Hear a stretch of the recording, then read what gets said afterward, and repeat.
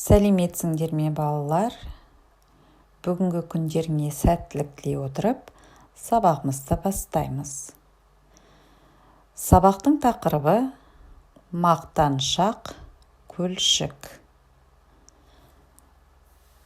Сабақтың мақсатымен таныс болайық. Жаңа сөздер. Мақтанды, мақтаншақ, бу, кеуіп қалады. Тағы да мұқият тыңдаймыз. Мақтанды, мақтаншақ, бу, кеуіп қалады. Оқылым. Екінші тапсырма. Мәтінді мұқият тыңдап, жаңа сөздердің көмегімен мәтіннің мазмұнын түсініп, сұрақтарға жауап береміз. Жазда жаңбыр жиі жауды. Құдықтың айналасына көлшік пайда болды. Ол мен көлмін деп мақтанды. Күзде көлшіктің суы азаяды. Оның суы буға айналады. Ол шөлдейді.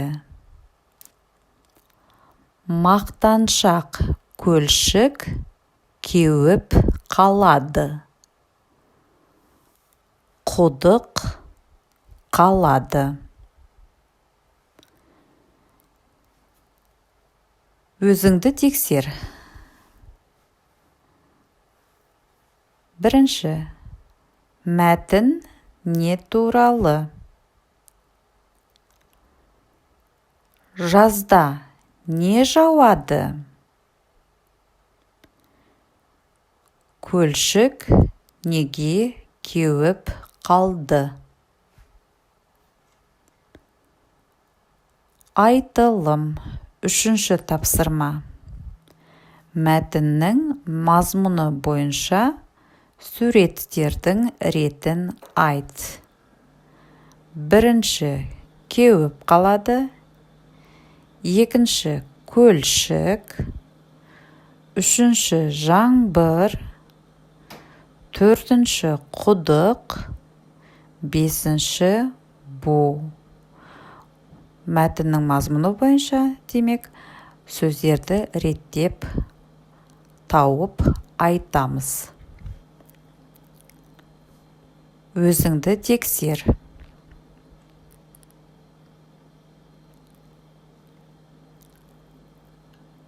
Жазылым. Төртінші тапсырма. Суреттерді сөзбен жазып, сөйлемді толтыр. Бірінші. Не жауады? Екінші сөйлем. Ненің айналасына? Не пайда болады? Үшінші сөйлем. Көлшіктің суы неге айналады? Төртінші сөйлем. Көлшік не істейді? Өзіңді тексер.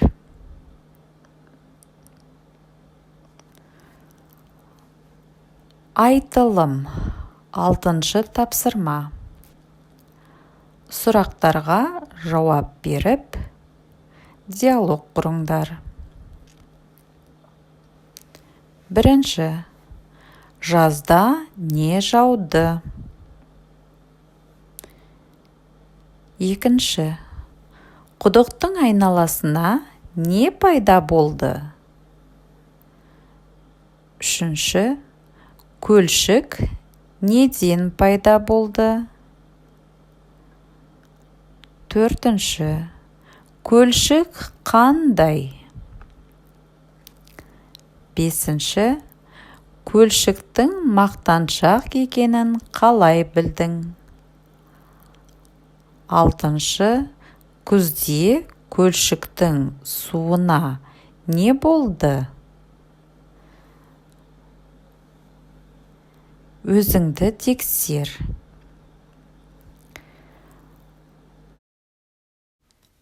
Үйге тапсырма. Жаңа сөздерді жаттау, мәтіндегі көлшікті сипаттап суретін салу. Осымен сабағымыз аяқталды. Назарларыңызға рахмет. Сау болыңыздар.